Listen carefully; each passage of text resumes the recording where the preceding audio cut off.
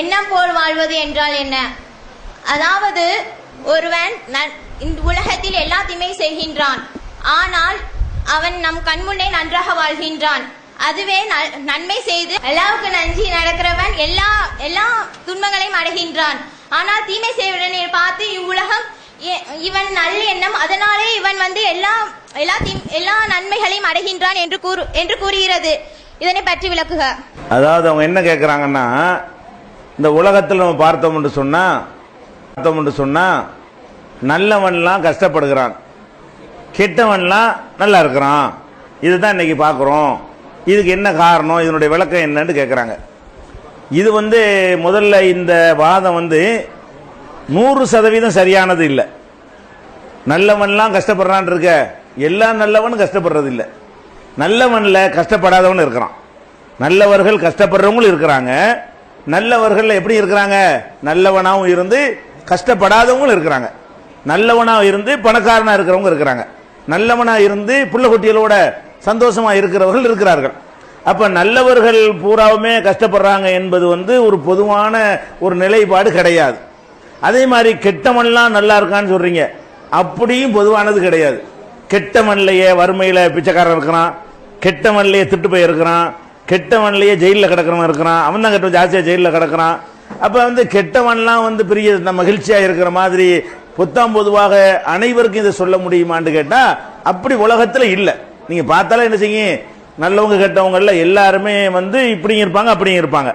இஸ்லாமிய அடிப்படையில் நீங்க பார்த்தாலும் கூட இப்ப சுலைமான் நபி அவங்க ஒரு நபி தான், நபிகள் நாயகம் ஸல்லல்லாஹு அலைஹி வஸல்லம் அவங்களும் ஒரு நபி தான். சுலைமான் நபிக்கு அல்லாஹ் உலகத்துல யாருக்கும் கொடுக்காத செல்வத்தை கொடுத்தான். ரசூல் ஸல்லல்லாஹு அலைஹி வஸல்லத்துக்கு யாருக்கும் கொடுக்காத வறுமையை கொடுத்தான். ரெண்டு நல்லவங்க தான். ஒரு நல்லவங்களுக்கு அவ்வளவு செல்வத்தை அல்லாஹ் கொடுத்தான், ஒரு நல்லவங்களுக்கு அவ்வளவு பெரிய வறுமை, ஒருவேளை சாப்பிட்டா மறுவேளை சாப்பாடு இல்லை. அப்போ தண்ணியையும் பேரிச்சம்பழத்தையும் குடித்து கொண்டு ரசூல் ஸல்லல்லாஹு அலைஹி வஸல்லம் வாழ்ந்தாங்க. அந்த மாதிரியான சங்கத்தில் சிம்மாசனம் உட்கார்ந்துக்கிற அளவுக்கு அவருக்கு அப்படி வாழ்க்கை. சுலைமான் நபிக்கு அப்படி ஒரு வாழ்க்கை. தரையிலாம் போனா அந்த தரை தண்ணி மாதிரி தெரியுமா, நடந்து போனா அது தண்ணி இருக்குன்னு சொல்லி அந்த கீழாடையெல்லாம் தூக்கிட்டு தான் நடப்பாங்க என்கிற அளவுக்கு அவர் எப்படி வாழ்ந்திருக்காருன்னு பாருங்க. அவருடைய அரண்மனை, அந்த மாட மாளிகைலாம் அப்படியான ஒரு சொகுசு வாழ்க்கை. சுலைமான் நபிக்கு அவர் கெட்டவர்? அப்ப எல்லா இன்பங்களையும் அல்லாஹ் கொடுத்திருந்ததுனால அவர் கெட்டவர்னு சொல்ல முடியுமா? சொல்ல முடியாது. இப்ப நபிகள் நாயகம் ஸல்லல்லாஹு அலைஹி வஸல்லத்துக்கு அதனோட ஒப்பிடவே முடியாது. இப்ப நம்ம இந்த அபையில எத்தனை பேர் இருக்கிறோமோ, இதுல ஆக கீழே உள்ள ஒரு ஆள் இருப்பார்ல, அவரை விட கீழே ரசூலுல்லாஹ் இருந்தாங்க. இந்த இருக்கிறதுல ஆக கீழேன்னா பொருளாதாரத்தில் சொல்றேன், வசதியில கடைசியா ஒரு ஆளை என்கிட்ட கொண்டு வாங்க, அவரை விட 100 மடங்கு கீழே யார் இருந்தா? ரசூல் ஸல்லல்லாஹு அலைஹி வஸல்லம் இருந்தாங்க. ஏன் 3 மாசத்துக்கு அடுப்பு மூட்டாத ஒரு ஆள் சொல்லுங்க, கைத்துங்க பார்ப்போம். எங்க வீட்டில் 3 மாசம் வச்சு அடுப்பு எரிச்சுன்னு சொல்லுங்க பார்ப்போம். ரசூலுல்லாஹ் வீட்டில் இப்படி இருந்துச்சு, ஒரு ஆள் இல்லையே, நீங்க யாரும் கைத்துக்க முடியலையே. அப்ப ரசூல் ஸல்லல்லாஹு அலைஹி வஸல்லம் வீட்டில் 3 மாசம் ஒரு பிறையை பார்ப்போம், அடுத்த பிறையை பார்ப்போம், அடுத்த பிறையை பார்ப்போம், அடுப்பை மூட்ட மாட்டோம். அப்புறம் எப்படித்தான் வாழ்வீங்க? கொஞ்சம் பேரிச்சம்பழத்தை சாப்பிட்டு தண்ணியை குடிச்சுக்கிறோங்கிறாங்க ஆயிஷா நாய். இந்த மாதிரி ஒரு வறுமை நம்ம யாருக்காவது இருக்குதா? ஒரு ஆளுக்கு கூட இல்லை. இன்னைக்கு வாழ்ந்து இருக்கிற இந்த சபையில இருக்கு, சபையில வேணாம், ஒட்டுமொத்த தமிழ்நாட்டில் இருக்கிற ஒட்டுமொத்த உலகத்துல சோமாலியாவில் அப்படி இருக்கலாம். அதை தவிர்த்து விட்டு ஒட்டுமொத்த உலகத்தை எடுத்து பார்த்தீர்களே, ஆனால் இந்த மாதிரியான ஒரு வறுமை யாருக்குமே ரசூலுல்லாஹ்வுக்கு இருந்த மாதிரி வறுமை இருக்காது. அப்ப என்ன நீங்க விளங்கிக் கொள்ளணும் என்றால், நல்லவனுக்கு எல்லாம் நல்லது கிடைக்கிறது, கஷ்டமும் படுறான். கெட்டவனுக்கு நல்ல இன்பங்கள் கிடைக்கவும் செய்யுது, சில பேர் கஷ்டமும் படுகிறான். அப்ப இதுல இருந்து சேர்த்து என்ன முடிவு எடுக்கணும்னு கேட்டா, நல்லவனா இருந்தா பணக்காரன் ஆகலாம், அது இஸ்லாத்தில் கிடையாது. கெட்டவனா இருந்தா பணக்காரன் ஆகலாங்கிறது கிடையாது. வழங்குதா? நல்லவனா இருந்தா அவன் கஷ்டம் தான் படுவான், அதுவும் கிடையாது. கெட்டவனா இருந்தா அவனுக்கு கஷ்டமே இல்லை, அதுவும் கிடையாது. அப்ப எப்படி அல்லாஹ் இந்த உலகத்தை வைத்திருக்கிறான் என்று கேட்டால், இதுக்கு எந்த விதமான ஒரு அளவுகோலையும் வைத்து இன்னென்ன மாதிரி ஆட்களுக்கு பணத்தை கொடுப்போம், இன்னென்ன மாதிரி கேட்டகரிக்கு பணத்தை எடுத்துருவோம், இன்னென்ன மாதிரி கேட்டகரிக்கு பிள்ளைய கொடுப்போம், இன்னென்ன கேட்டகரியில் உள்ள ஆளுக்கு அப்படின்லாம் அல்ல கணக்கு போடவே இல்லை. எப்படி கணக்கு போடுறான்? யஹபு லிமையஷாவுது கூறா, நாடியவர்களுக்கு நான் ஆம்பளை பிள்ளைய கொடுப்பேன், நாட்டம் தான், நான் நினைக்கிறபடி நான் பார்க்கலாம், ரூல்லாம் கிடையாது. நினைச்சா என்ன செய்யறது? நினைச்சபடி நடக்கிற ரூல் சொல்ல முடியுமா? நான் இருக்கிறேன், நினைச்சவருக்கு தருவேன், நினைச்சவருக்கு தரமாட்டேங்கிறேன், இவர் கொடுப்பேன் அவர் கொடுக்க மாட்டேன், காரணம்லாம் கேட்கக்கூடாது. நான் இவர் கொடுப்பேன் அவர் கொடுக்க மாட்டேன், ஏன் கொடுத்தேன்? இவர் கொடுக்க விருப்பம் கொடுத்தேன், இவர் கொடுக்க விரும்பல கொடுக்கல, இப்படி சொல்லுவோம்ல.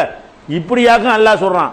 ரிஸ்கை பத்தி சொல்லும் பொழுது, அல்லாஹு யபுசுத்து ரிஸ்க லிமை யஷாவு யக்தீர், நாடியவர்களுக்கு ரிசுக்கை தாராளமாக கொடுப்பான், நாடியவர்களுக்கு குறைச்சிருவான். அவன் நினைக்கிறபடி நடக்கிறான் என்பதுதான் நீங்க இருக்கே தவிர நல்லவன் கெட்டவன் பார்வை இந்த உலகத்தில் எந்த இன்பத்திற்கும் கிடையாது. அதெல்லாம் அங்கதான் நல்லவனுக்கு சொர்க்கம் கெட்டவனுக்கு நரகம்னு தீர்ப்பளிக்கிறதுக்கு வேற உலகம் இருக்கிறது. இந்த உலகத்தில் நம்ம நல்லவனா நடந்தோமையானால் பணக்காரனாகி விடலாம், நம்ம நல்லவனா நடந்தால் ஒரு கவலை நமக்கு வராது, நம்ம நல்லவனா இருந்தால் நோயே வராது, நம்ம நல்லவனா இருந்தால் நம்ம தொழில நஷ்டமே வராது, இதெல்லாம் கிடையவே கிடையாது. இந்த உலகத்தில் நீங்க எவ்வளவு நல்லவனா வாழ்ந்தாலும் கெட்டவனாக இருந்தாலும் இதனுடைய பரிசும் தண்டனையும் மறுமையில் இருக்கிறது.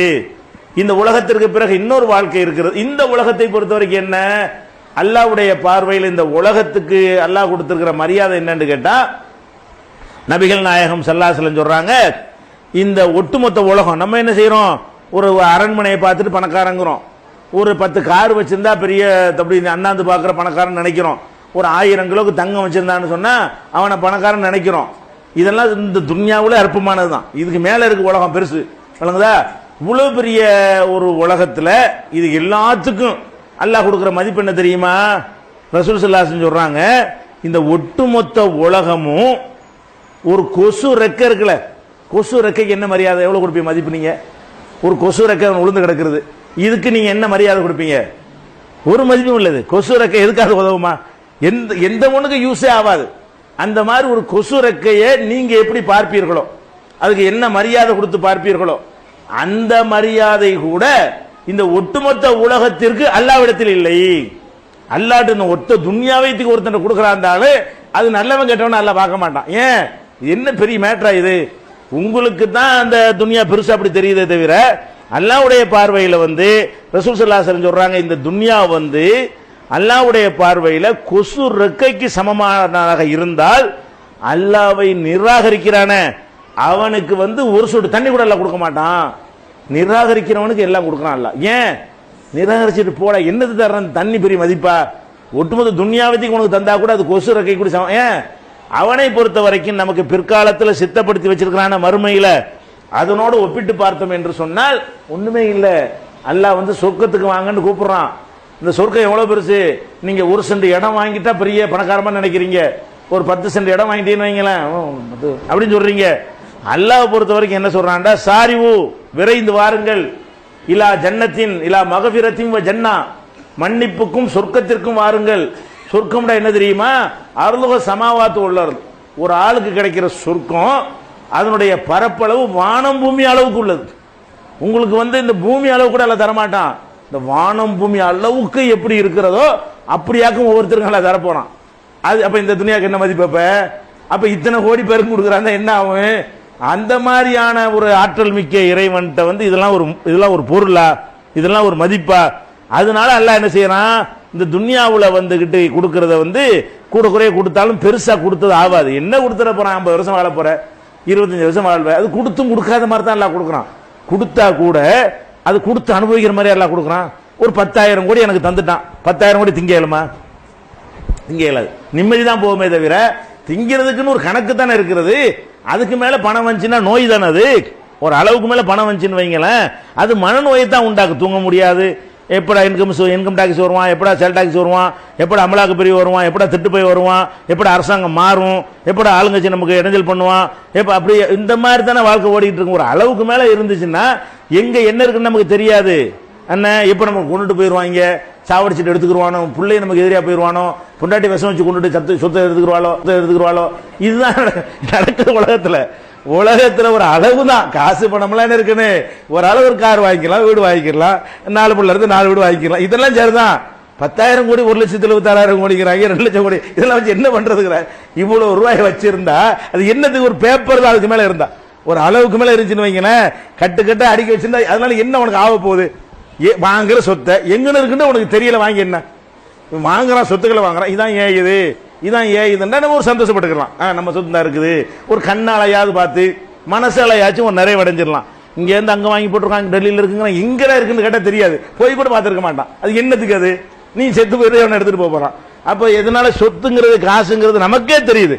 ஒரு அளவுக்கு மேல அது ஒண்ணுமே இல்லைன்னு வழங்குது. ஒரு அளவா இருந்தா சாப்பிட குடிக்க உடைக்கி அவ்வளவுதான். அதுக்கு மேல எல்லாம் போட்டு என்ன செய்யக்கூடாது, பேராசையெல்லாம் படக்கூடாது. அதனால நம்ம என்ன அல்லாஹ் கணக்கு பண்றான்னா இந்த துன்யா ஒரு மேட்ரு கிடையாது. அதிலிருந்து கத்துக்கொள்ற ஒரே பாடம் என்னன்னு கேட்டா, நல்லவன் கெட்ட இந்த துன்யாவில் எதுவும் கொடுக்கப்படுவது இல்லை.